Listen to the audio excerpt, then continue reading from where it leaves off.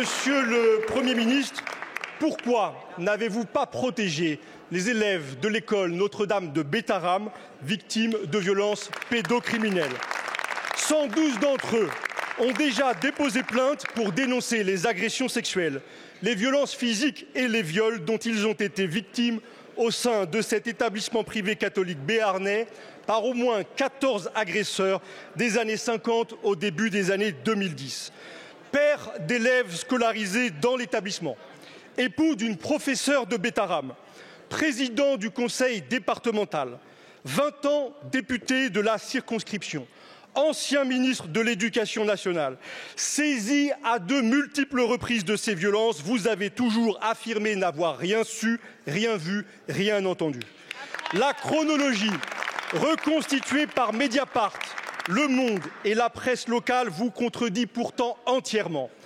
En 1996, ministre de l'Éducation, vous vous rendez sur place pour soutenir l'établissement après le dépôt par des parents d'élèves d'une première plainte pour violence sur leur enfant. En 1998, vous tentez d'obtenir à des fins personnelles des informations pourtant couvertes par le secret de l'instruction auprès du juge saisi du dossier d'un élève victime de viol. Ainsi, depuis le milieu des années 90, vous saviez, et alors que vos fonctions successives vous permettaient de protéger ces enfants, pendant 30 ans, vous avez choisi l'omerta. Vous êtes aujourd'hui Premier ministre.